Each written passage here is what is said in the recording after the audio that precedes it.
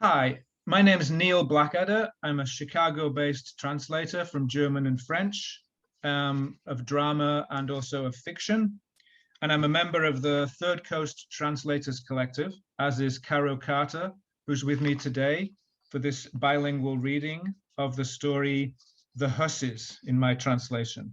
The original German is called Die Luders, and the author is Özlem Özgül Dündar. The story was originally published in a 2019 volume that Özlem also was one of the editors for, called Flexen.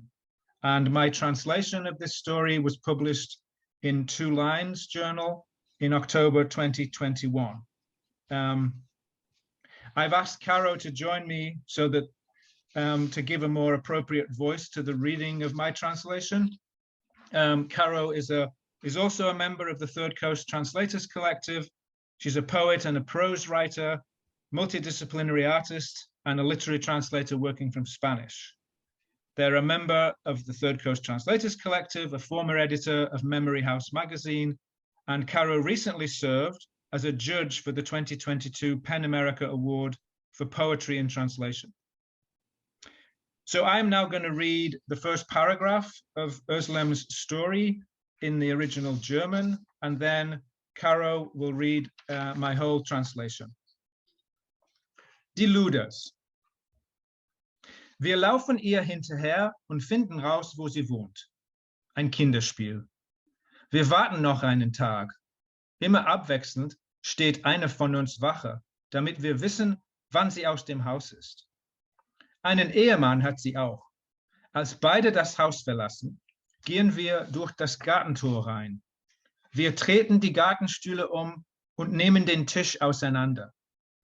Wir zertrampeln die Blumen und reißen am Efeu. Wir sprayen 3 Kreuze auf die Tür. Das ist unser Zeichen.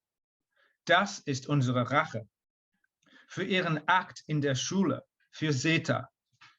Wir finden ein Fenster auf Kippe und öffnen es. Und nacheinander klettern wir durch das Fenster und landen in der Küche. Drinnen verputzen wir alles, was essbar ist, und schmieren alles andere, was wir nicht essen wollen, auf die Möbel. Wir kippen alles um, was nicht nied- und nagelfest ist. Wir schmeißen alle Klamotten aus den Schränken und lassen im Bad das Wasser überlaufen. Sie nennt sich Lehrerin, aber das interessiert uns nicht. Dann fragt Uli nach einem Lippenstift und wir fragen, was willst du mit einem Lippenstift? Erwartest du deinen Lover heute Nacht? Nee, Mann, zum Schnacken mit dem Alten, sagt sie, dabei so ein Grinsen im Gesicht.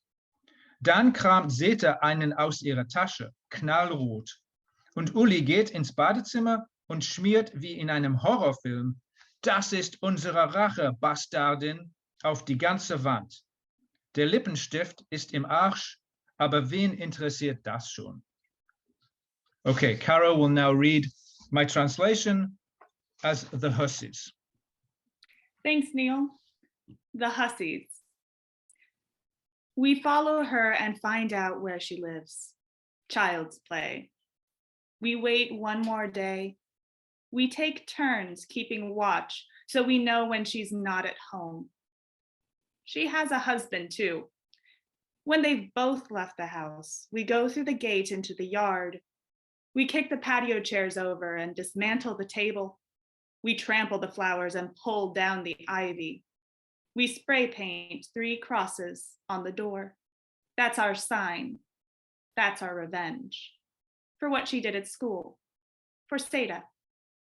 We find a window left slightly open, and one after another we climb through, landing in the kitchen. We scarf down everything edible, and all the stuff we don't want to eat we smear on the furniture. Everything that's not nailed down we tip over. We drag all the clothes out of the closets and let the water in the bathtub overflow. She calls herself a teacher, but we could care less. Then Uli asks for a lipstick, and we ask her, what do you want with a lipstick? You expecting your lover tonight? No, dude, for hanging out with the old guy, she says, a big grin on her face. So Seda rummages around in her bag, finds one, bright red, And Uli goes into the bathroom and scrawls like in a horror film, "This is our revenge, bitch," right across the wall. The lipstick is fucked, but who cares? After that, we go to our enemy number 2's place, smash all his stuff to smithereens. We think he's pathetic, the pizza face. "Here we go again with the pizza face," says Alex. "I'm one too." But Seda says, "You're my favorite pizza face in the whole world. And you're also the most beautiful pizza face." She's always like that. So PC. "Dude, where the fuck did you grow up?" we ask. "In a boarding school or what?" Everyone calls me Flo, except for my parents. They call me Gonka. But who the hell wants to be called that? That name sucks. My besties are Alex and Seda and Uli. Actually, Alexandra, Seftap, and Ulrike, but none of us want to hear those names. They remind us of our parents, and nobody wants to think about them. My crew always looks to me when a decision needs to be made, when something has to be done. "You're our alpha," that's what they say to me, but really each one of us counts just the same. We're inseparable Siamese quadruplets. If you detach one of them, they all die. An old man on the street calls us Hussies. What the fuck kind of word is that? What's up with him? "Are you from the Middle Ages, Grandpa, or what?" asks Seda. "We aren't Hussies, we're women," she says. "And most you're girls," says the old guy.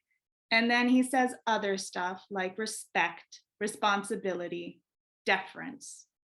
Shit, man, he's talking to us about deference.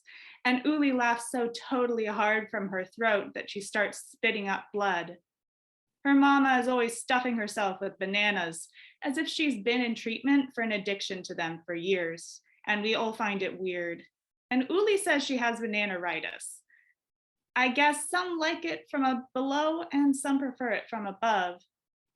Sometimes Uli's imagination runs away with her, says Alex. It's getting late and we don't feel like going home yet. And what would we do there anyway? We look for a victim. We find a girl. She's the perfect victim. Same age as us, a year or two older max. Bring it on, we think.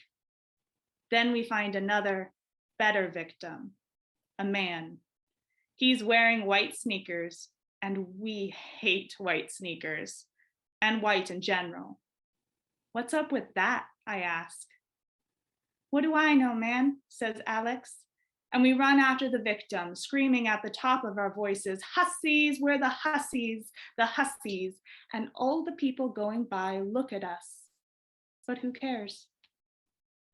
We go out to the edge of town and pass by a bar. We stare at the people drinking wine and wearing designer sneakers. We let our last victim know how we feel about those.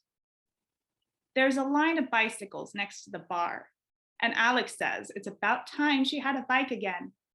Then we pull Alex into the side street and laugh really loudly. She doesn't know what we've got up our sleeves, but come on. She wasn't born yesterday. We walk down the street that curves around the bar and sneak up behind the bikes belonging to the trendy people. Breaking locks is a no-brainer. Seda always carries her special cracker around with her. Just in case, she says. She pulls the crowbar out of her backpack. Uli starts to panic. She wants to take off, but I tell her, no way, Jose. She tries to leave, but Alex and I hold on to her as she struggles to get away. At least she doesn't scream. Seda works out so she can snap the chain locks, and we sneak away with the bikes back into the street where we came from. Easy peasy, says Uli, and she's totally with us again. We get on the bikes, pressing down wildly on the pedals. Our throats almost close up with fear. Seda's face is spread wide with her typical winner's grin. I can always count on my 3 buddies, I say, quickly patting each of them on the shoulder as we ride along. They understand that's my way of praising them, and it makes them all get bigger and louder. Don't laugh so loud, says Uli, grinning. Just because you're so proud of your new bikes. Stop shitting me, says Alex. Didn't you want to take off right now? You're hallucinating, dude, says Uli. Now she's making that horrid face she thinks is a smile, says Alex. I'm off to hang out, says Uli. Seda lends her lipstick. We watch as Uli slowly applies it. With those clothes and that haircut, she looks like a scarecrow. Alex and Seda are thinking the same thing. It's written on their faces. I know my crew. If nothing else is erotic, there's always lipstick, says Alex. Why the hell are you talking about what's erotic? I'm just joking around, says Uli, turning red. Isn't he your uncle or something? Asks Seda. None of your beeswax, says Uli. Off she goes, with a red face, the proud owner of a new bike. Her big ass balances on the tiny saddle. Now your imagination is running away with you, I tell Alex. This hanging out, says Alex. In Uli language, it means doing it. The twins are playing with their blocks, and Mother's sitting in front of the TV. She looks over at me. I thought you were Frank, says Mother, and turns back to the TV. When's Dad coming? I asked. No idea, says Mother. She wears the same clothes all day, which she also wears at night. Early stages of depression, says the doctor. He has a screw loose, says Mother. The twins whine and say they want her breast, and Mother tells them to get lost. You have to feed them. You brought them into the world, I say. I didn't want to bring them into the world, says Mother, going back to staring at the screen. The twins keep saying, Mom, Mom, and grab her breasts, and Mother tells them to get lost for God's sake, pushing the pests away. They cry their heads off, but who cares? I warm up something for myself in the microwave and hold it out to the twins who make faces. Mom, Mom, they keep saying, and I want to eat in peace. Then they come and try to reach my breasts, and I say, get lost, you pests. They don't want to chew and would rather stay with the breast. They're perverse, the little brats. I'm dozing off when Alex and Seda text me to say, come on, let's hang out. We meet up at our special place. We're all wearing mini skirts and low necklines. We put on red lipstick and go into a bar where we sit around smiling at guys so they'll come over and buy us drinks. We've hardly been there for 5 minutes and we've already got 3 guys hooked. We tell them our names are Denise, Charlotte, and Christine. We exaggerate the way we move our lips and let them buy us one drink after another. The dudes are totally sure of themselves, and we play around with them a bit, and they're sure we want it. We let them think that until we've had enough and get bored. Then we disappear into the restroom one after another and get the hell out of there through the bathroom window. Seda took off with her guy's wallet. The night's spoils come to 90 euros. You can always count on my crew. Uli writes to ask where we are, says she's fed up with her guy, so we all totter off to meet up at our place. We've got enough money for the next week. We sing quietly to ourselves, the Hussies, and keep grinning our heads off. We really took those guys for a ride. In the morning, there'll be school again, but who cares? Great, thanks, Caro. And thank you also to the organizers of Jill and to Susanna Lang of the Third Coast Translators Collective for organizing this collection of translations by the members of that collective.